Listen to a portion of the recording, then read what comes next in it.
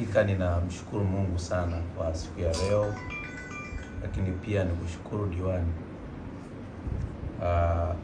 Diwani zamani alikuwa ni mdau wangu, ila ya kujua kuna kipindi tulikuwa tunatafuta kutengeneza barabara, kana nimesevu mdau wa Kivule. Kwa kweli nakushukuru sana diwani, maana yeye ndo alitafuta kupitia katibu hapa. Yeye ni jirani yangu, ni rafiki yangu. Mara nyingi inapotokea vitu ninapohitaji kusupport amekuwa akinitafuta sana, lakini moyo wangu naiangalia nchi, kwa sababu naamini mimi nipo kwa ajili ya Tanzania. Hilo ndo mnalo ya polisi ni Mtanzania, wote ni Watanzania, na sisi jina letu kwa pamoja wote ni Watanzania. Binafsi ninawashukuru. Tumefanya kazi ya kusupport hata stakishari kule kulikuwa na mahitaji, tumeenda kufanya kama taasisi, lakini hapa alivyozungumza diwani nikasema hiki si ndio cha kwetu kinacholinda familia zetu. Kwa kweli mimi niwashukuru kwa kazi nzuri mnayoifanya. Sisi ni mashujaa. Bravo bravo, shujaa ni yule mtu anayepambana kwa ajili ya watu wengine. Ndugu zangu, mimi nawashukuru sana ambao mmeona kwamba mje muungane na rafiki yenu, diwani wenu Bwana Rajab Shaban Manyinya. Nyie ndio mlinipa nafasi hii niwawakilishe, niwe msemaji wenu katika matatizo yanayowakumba wananchi wa Kivule. Kwa namna ya kipekee nawashukuru sana. Mmenipa nafasi ya udiwani ili tuwatumikie wananchi wa kata ya Kivule. Na mimi natumia fursa hii kuambia nimejitoa kwa moyo wote kuhakikisha watu wa Kivule wanapata kile ambacho walikikosa kwa muda mrefu.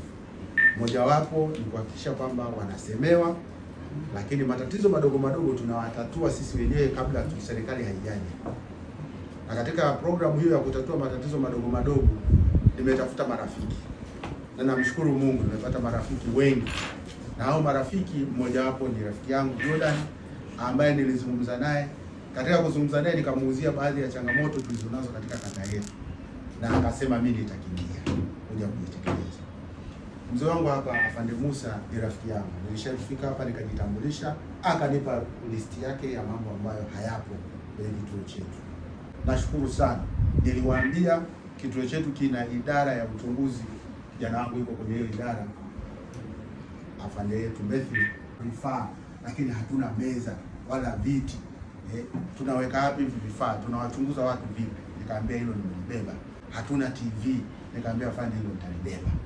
Na nashukuru Mungu wadau leo watafuta wote wamevileta hivyo. Kituo hiki sasa kinakuwa super, na uzuri utendaji wake mzuri. Mimi nafuatilia chini kwa chini, sijasikia maneno mengi sana ya rushwa wala kutezwa watu.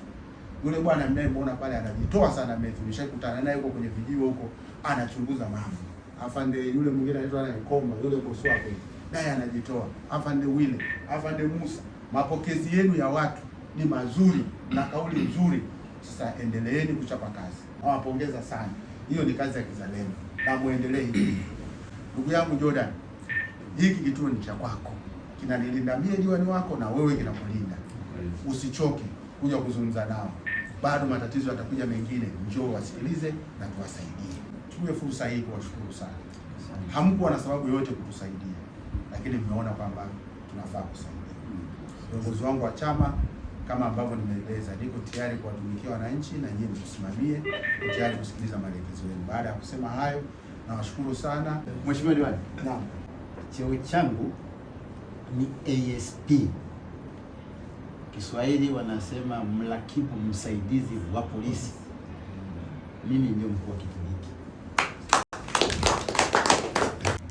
Na vifaa ambavyo utakuwa umetuletea hapa, bahati nzuri siku hizi mambo ya kamera yapo, ataviona, taarifa tutampelekea, na tutaendelea kumpa taarifa kwamba bado tunaendelea. Mheshimiwa Diwani ametuahidi bado ndio tunaanza. Yaani amesema na miezi miwili, yani bado ndio safari inaanza. Tuna imani kufikia uchaguzi mwingine. Nafikiri inawezekana kwa amejenga gorofa la askari huko nyuma. Amina. Kama sijengee gorofa kule, tugae askari hapa. Au sio mwenyewe? Inawezekana. Basi mimi nawashukuruni sana.